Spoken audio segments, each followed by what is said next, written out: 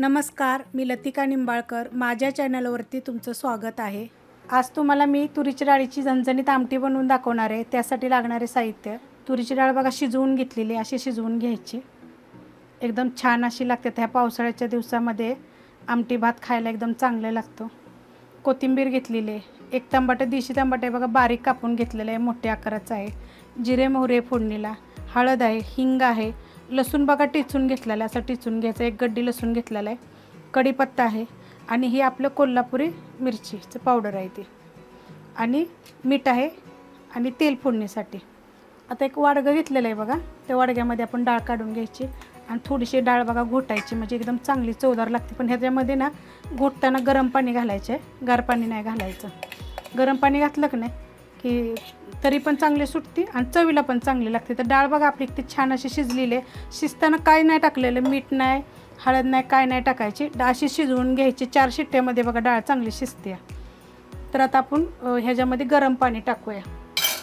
आता ह्याच्यामध्ये बघा मी गरम पाणी केलेलं आहे, तर आपण हे गरम पाणी टाकून घेऊया. आता तुम्हाला किती पाहिजे त्याच्याप्रमाणे टाकायचे. तर मी अजून पाणी गरम ठेवलेलं आहे आणि आता ह्या फिरक्याने ना डाळ आपण थोडीशी घोटून घेऊया.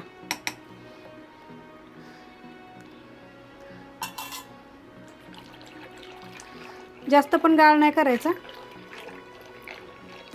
आणि हीच डाळ बघा चुलीवर जर शिजवली ना तर काय मस्त आमटी लागते. आता इथं कसं गॅसवर सगळं करायचं, गॅसपेक्षा चुलीचं जेवण खरंच चांगलं. तुम्ही कोणी जर चुलीवरचं आता ह्या पावसाळ्याच्या दिवसात जर खात असाल ना तर प्लीज मला कमेंट करा. मला लय चुलीवरचं जेवण आवडतं.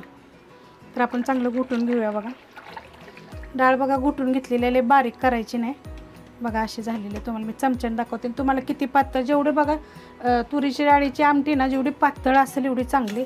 तर बघा अशी डाळ पण थोडी थोडी राहिलेली आहे. तर आता हे एवढंच पाणी आपल्याला बाद झालं आहे. तर आता आपण बनवायला सुरुवात करूया. कढई गरम करत ठेवलेली आहे, त्याच्यामध्ये आपण तेल टाकून घेऊया. तर बघा तेल टाकलेलं आहे, चांगलं कडकडीत गरम होऊन देऊया आपण. तेल गरम झालेलं आहे तर त्याच्यामध्ये बघा जिरं कमी टाकायचं, जरा नाही जिरं जास्त टाकायचं आणि मोहरी थोडी कमी टाकायची. कढीपत्ता आणि बघा 2 चिमूट हिंग आहे, हिंग पावडर आहे. आणि लसूण बघा आपला असं टाकायचा. ते चांगला पुन्हा त्याच्यामध्ये ना लगेचच आपण हळद टाकून घेऊया.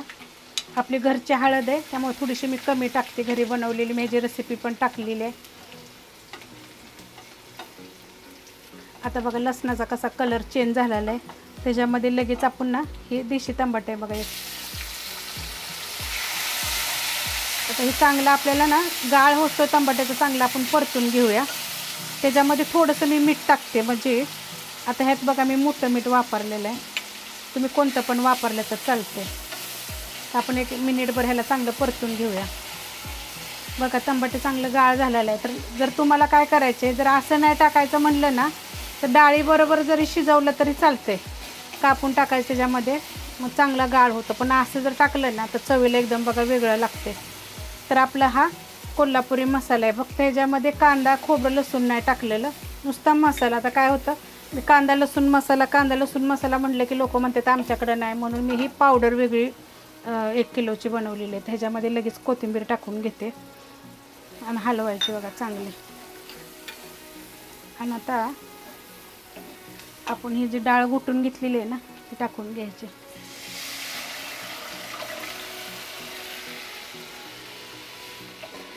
ही डाळ आमटी ना एवढी छान लागते ना चवीला, मस्त एकदम असे. आता पाऊस पडतोय तर वरण भातावर, भाकरीवर, चपातीवर खा, आणि अशी प्यायला पण चांगली लागते. तर आता ह्याच्यामध्ये आपण मागाशी थोडं मीठ टाकलं होतं ना, आता थोडं. आता ह्याला चांगली आपण एक उकळी फुटून देऊया. डाळ बघा चांगली उकळलेली आहे आणि बघा किती छान झालेली. अशी डाळ बघा चवीला चांगली लागते. थोडी थोडी त्यात डाळ पण राहिली पाहिजे आणि थोडी गाळ पण झाला पाहिजे. अशी डाळ शिजवायची बघा. 4 शिट्ट्यामध्ये का नाही स्लो गॅसवर डाळ चांगली शिजते बघा. तर आता ही आमटी एकदम झणझणीत अशी आमटी. जर ही तुम्हाला आमटीची रेसिपी जर आवडली तर प्लीज लाईक करा, सबस्क्राईब करा, कमेंट करा आणि शेअर बी करा.